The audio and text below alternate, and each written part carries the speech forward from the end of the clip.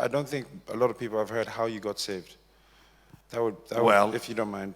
No, I can talk about that. I was religious when I was in Israel. I was an altar boy, but I did not know the Lord. I knew about Him quite a bit, in fact, living in the Holy Land. How can you not?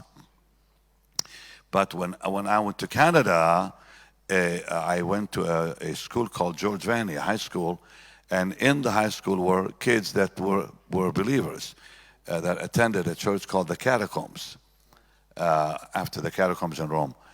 And they every day would come after me. Benny, Jesus loves you, Jesus loves you. I thought they were all crazy.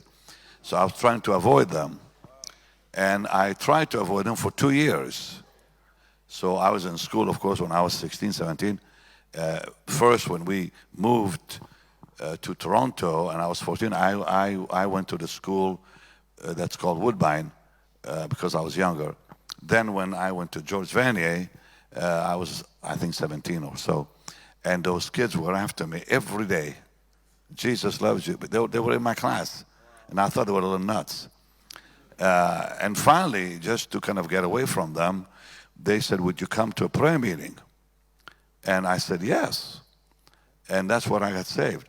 But the night before I was saved, I had a dream. And I saw myself going down deep stairs. And I was a prisoner with other prisoners chained to each other. And there were short demons with forks taking us down this very deep pit. That was the night before my salvation. And an angel appeared to me and motioned me to come with him. And suddenly a door opened out of nowhere. My chains fell off. He took me by the hand. We flew over the city of Toronto. And he landed me exactly at the corner of George Vanney High School, the very spot I got saved in the next morning. Oh, wow. Within hours. Wow.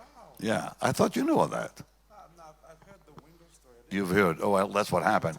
So I see this dream, and I'm at George Vanier, the same corner. It's still there on Shepherd Avenue.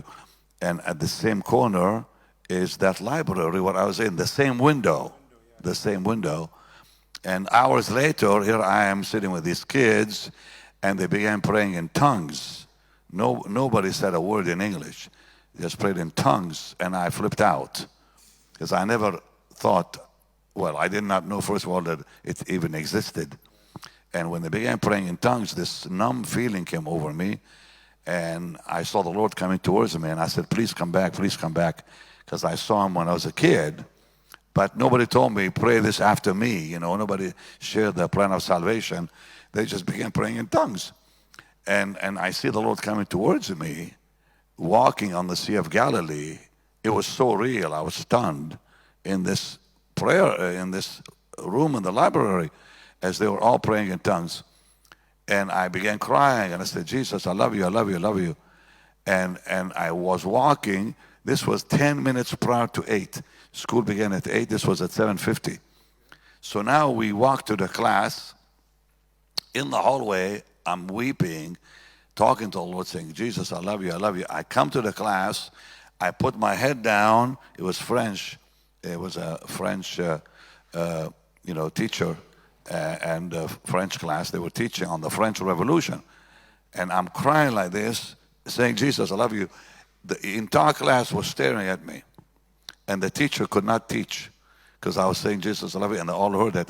And my cousin, Selwa, who was sitting across from me, she's a very famous doctor today.